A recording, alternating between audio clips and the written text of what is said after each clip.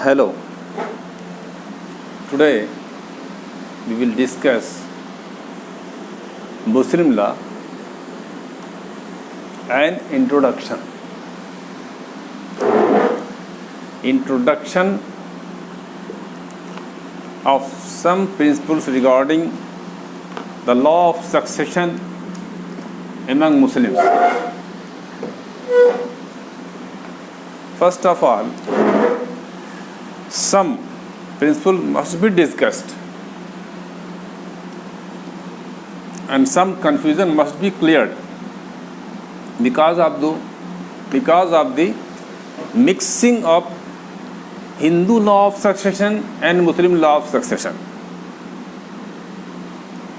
तो हम पहले कुछ उन बुनियादी प्रिंसिपल को समझेंगे ताकि हिंदू लॉ ऑफ सक्सेशन और मुस्लिम लॉ ऑफ सक्सेशन का क्लियर डिस्टिंक्शन भी मालूम हो जाए।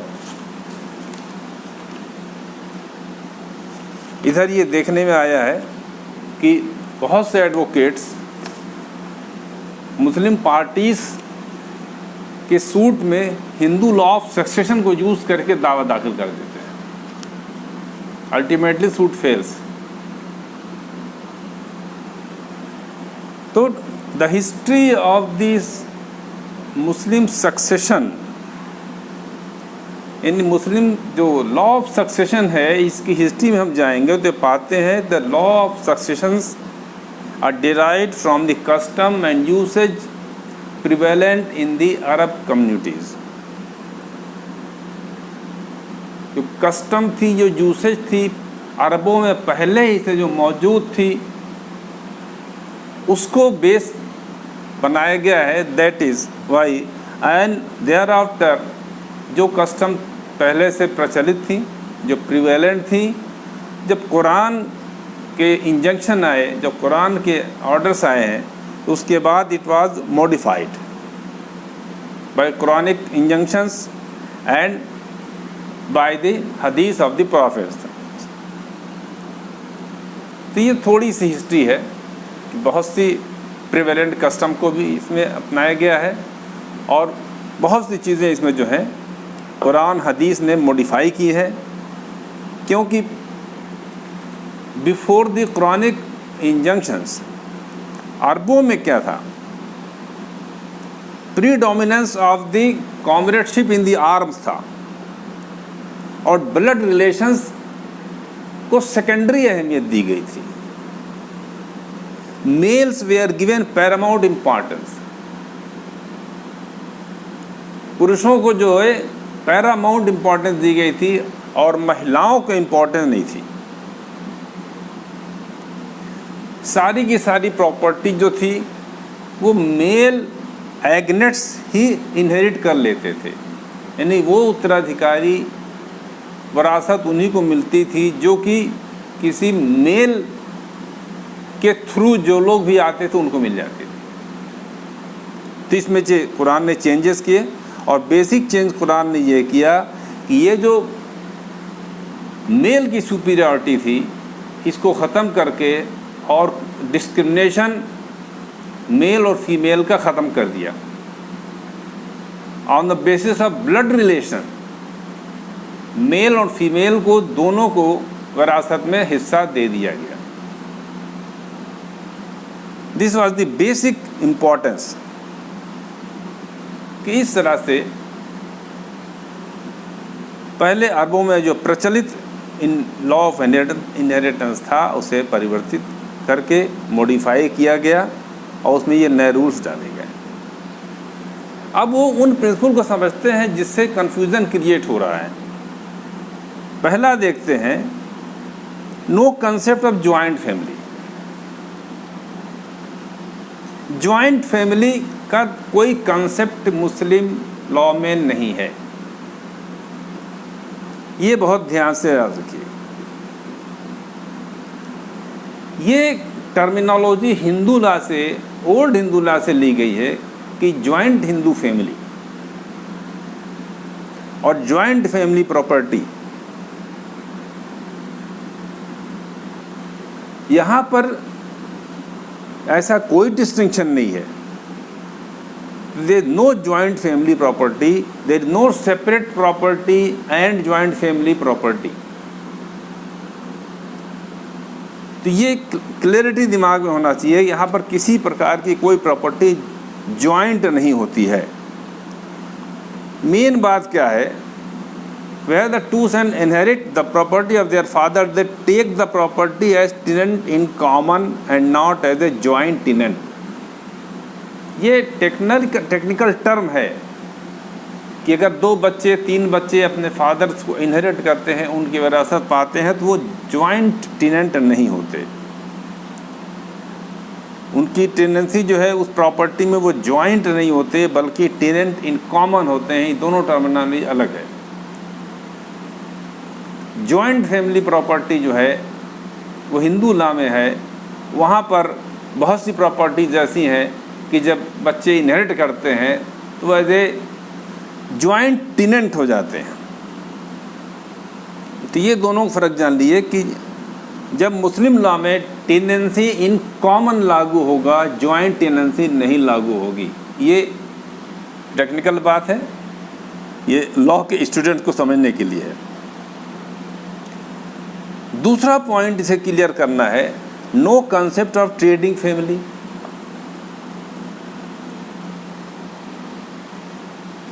ये भी ट्रेडिंग फैमिली जो है ये हिंदू लॉ में आती है। Joint undivided Hindu family, joint business of the joint family property, ये सब हिंदू लॉ से लिया गया है।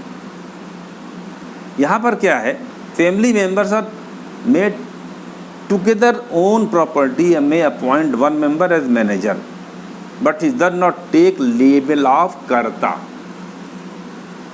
फ़र्क क्या है, क्लियर कर लेना चाहिए कि जो मुस्लिम फैमिली मेंबर्स हैं ये एक साथ कोई प्रॉपर्टी ख़रीद सकते हैं, ले सकते हैं और मिल करके कारोबार भी कर सकते हैं, और अपने से किसी सदस्य को, किसी मेंबर को मैनेजर नियुक्त कर सकते हैं कि वो प्रॉपर्टी को मैनेज करे, बिजनेस को मैनेज करे। लेकिन वो उसकी वो हैसियत नहीं होती है जो हिंदू लॉ में कर्ता की होती है। कर्ता को सर्टेन पावर होता है कि प्रॉपर्टी कभी कोई बेच सकता है, उसके अलग अलग ऑब्जेक्ट्स हैं, कब बेच सकता है, कब प्रॉपर्टी को जो है गिरवी रख सकता है, तमाम कर्ता के राइट्स हैं। लेकिन यहाँ पर अगर आप कारोबार जॉइंटली करते चले आ रहे हैं, भले आपके 4 फादर्स का कारोबार है, you are not the joint, you are tenant in common. Ownership आपकी सबकी अलग अलग है। अगर उसमें से कोई परिवार का सदस्य, कोई हेड, कई भाई हैं, उनके जो बड़ा भाई अगर कारोबार चला रहा है तो वो उन दोनों के रिलेशन जो है एक ट्रस्ट पर आधारित होते हैं, विश्वास पर आधारित हो सकते हैं। वो प्रिंसिपल एंड एजेंट तो हो सकते हैं, लेकिन ये कर्ता की हैसियत नहीं हो सकती। यानी जो मैनेजर है, कोई प्रॉपर्टी चला रहा है, बिजनेस चला रहा है, उससे वो राइट नहीं है जो हिंदू लॉ में कर्ता को है। तो ये देख लें, क्या ऐसी कोई भी अनडिवाइडेड जॉइंट फैमिली प्रॉपर्टी नहीं है, अनडिवाइडेड जॉइंट फैमिली का कोई बिजनेस नहीं है, ऐसा कोई कंसेप्ट नहीं है। तीसरा कंसेप्ट देख लें, सिंगल स्कीम ऑफ सक्सेशन।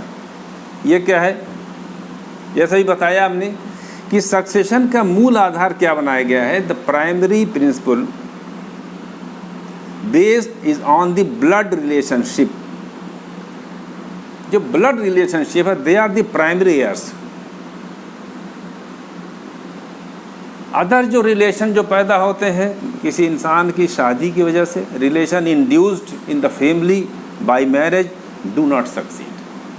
तो वो रिश्तेदार जो ससुराली कहे जाते हैं, जो इस तरह से मैरिज की वजह से रिश्तेदारी में आ जाते हैं, रिलेशन में आते हैं, उनको सक्सेशन नहीं दिया गया है, क्योंकि सक्सेशन का बेस हमारे यहाँ है ब्लड रिलेशनशिप। अब सिंगल स्कीम में क्या है, a woman acquires absolute right in the property that she inherits. Women को राइट टू प्रॉपर्टी दिया गया है जैसे कि पहले बताया गया है, और ये इंजॉय करती है फुल ओनरशिप, चाहे वो लड़की हो, डॉटर हो, सिस्टर हो और मदर हो। She inherits and enjoys as a daughter, sister or mother, as a absolute owner, all the right to alienate the property। वो चाहे प्रॉपर्टी बेचे चाहे रखे, उस कहीं भी इसका ऐसा राइट नहीं होता है कि भाई री मैरिज करने पर इसका राइट ख़त्म हो जाएगा। शादी हो गई, दूसरे घर चला गया, अब जो बाप की प्रॉपर्टी मिली है उसकी वरासत में वो ख़त्म हो जाएगी, ऐसा कुछ नहीं है। यहाँ तक कि कहा गया women's blood relations are their heir, यानी इसमें अब इस महिला के उत्तराधिकारी कौन होंगे? किसी मुस्लिम महिला के उत्तराधिकारी उसके ब्लड रिलेशंस होते हैं, उसके हस्बैंड के जो अदर रिलेशन हैं उनको कोई भी प्रेफरेंस नहीं दिया गया है। हस्बैंड वाइफ से जो बच्चे पैदा होंगे उसकी बात तो अलग, लेकिन हस्बैंड के अलग रिलेशन नहीं, हस्बैंड के भाई, हस्बैंड के बहन, अदर जो रिलेशन है वो इस औरत, इस लेडी की प्रॉपर्टी को इनहेरिट नहीं करेंगे।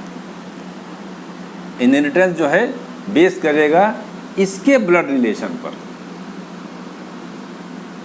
आगे देखिए एक और टॉपिक कि कौन सी प्रॉपर्टी हेरिटेबल है, वरासत किन किन प्रॉपर्टी की होगी। पहला बेसिक प्रिंसिपल जान लिए, a Muslim is not permitted to bequeath more than 1/3 of his property without the consent of other heirs।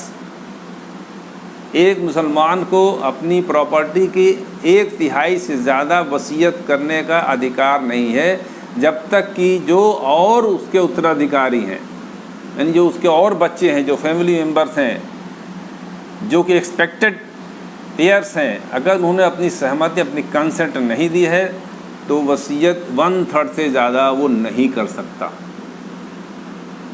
जब भी वो कोई वसीयत करेगा तो वसीयत ये जो वसीयत है, विल है, 1/3 तक इफ़ेक्टिव होगी और रेस्ट प्रॉपर्टी मानी जाएगी हेरिटेबल, यानी बाकी की प्रॉपर्टी पर कानून वरासत लागू होगा।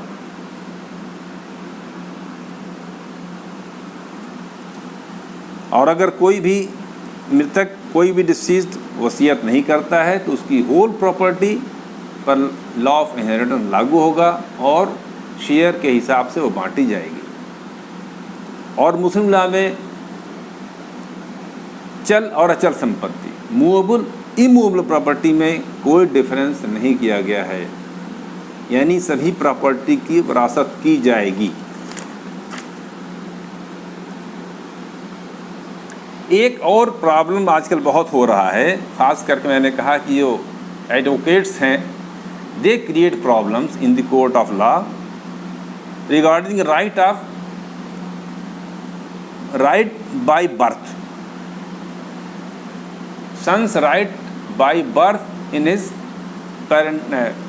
Ancestral property. दावे दाखिल कर दिए जाते हैं, ये बाप के खिलाफ मुकदमे किए जाते हैं कि साहब इनको मना कर दिया जाए, ये प्रॉपर्टी हमारे दादा की है, ऐसे ऐसे आई है, इनके खिलाफ इंजंक्शन दे दिया जाए। ऐसे सूट मैंने देखे। लॉ क्या है? There is no concept of ancestral property. First of all, कोई पैतृक संपत्ति मुसलमानों में नहीं होती।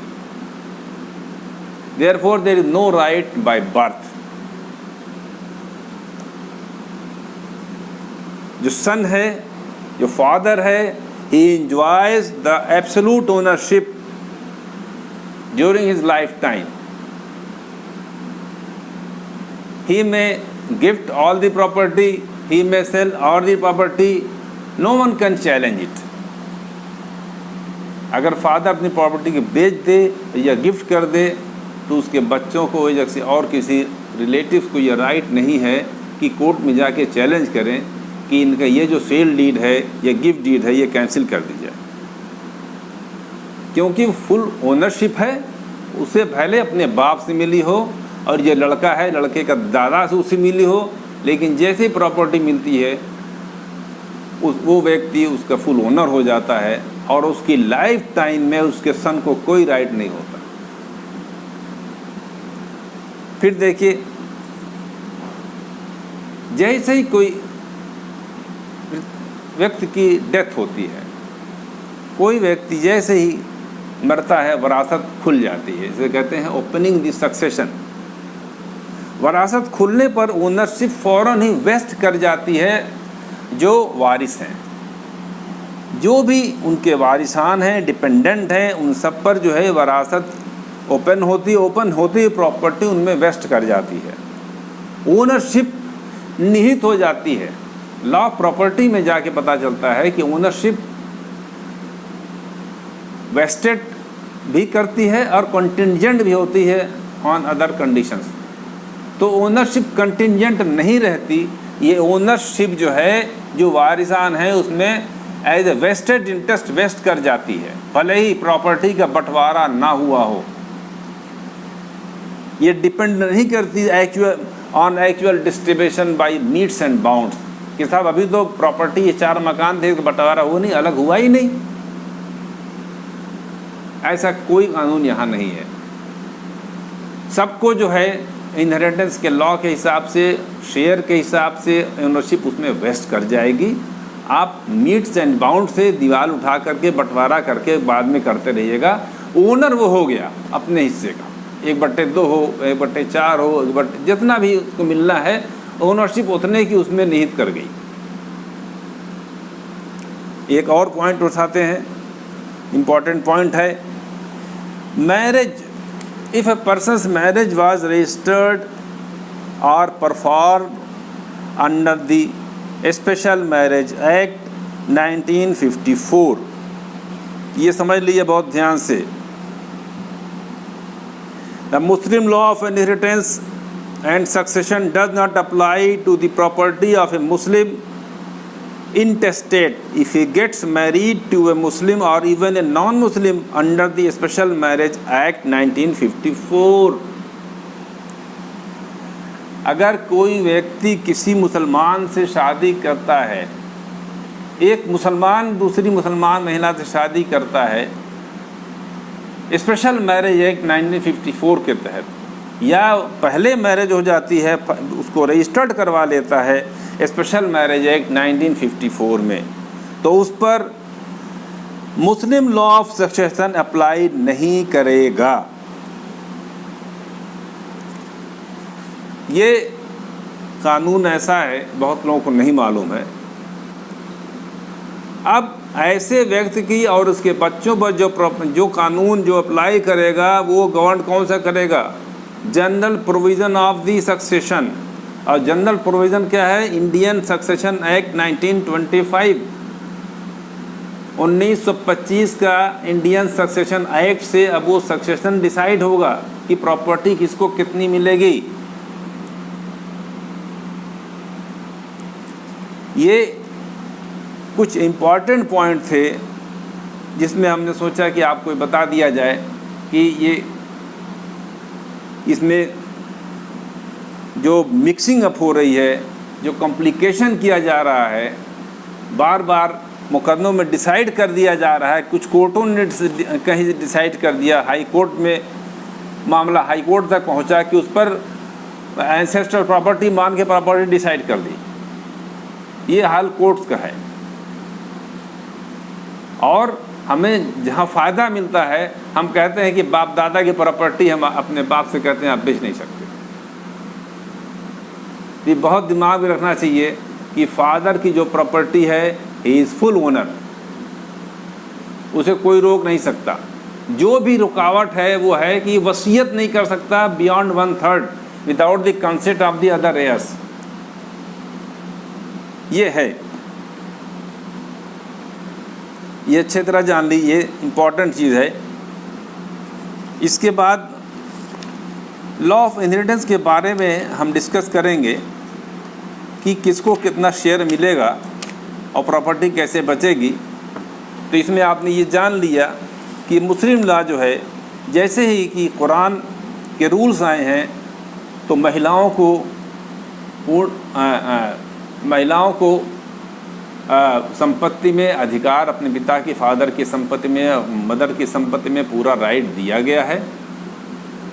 और जो अरबों में प्रिवेलेंट प्रथाएं थी उसको मॉडिफाई कर दिया गया और महिलाओं को फुल ओनरशिप दी गई, कोई भी कंटिंजेंट ओनरशिप नहीं दी गई। जैसे बहुत से हिंदू लॉज में पहले था कि प्रॉपर्टी जो है वो शादी कर लेगी तो ख़त्म हो जाएगी, या रिस्ट्रिक्टेड प्रॉपर्टी होती है कि जब तक ज़िंदा रहेगी तब तक तो यूज़ करेगी, बाद में उसके रिवर्सनर होते हैं, प्रॉपर्टी वापस चली जाएगी।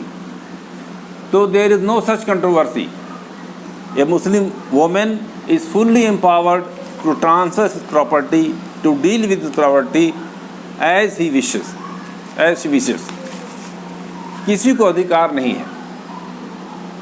और यहाँ तक की है कि उसकी प्रॉपर्टी के जो उत्तराधिकारी होंगे ये उसके ही ब्लड रिलेशन होंगे, उसके पति के जो और रिश्तेदार हैं वो उसके उत्तराधिकारी भी नहीं होंगे।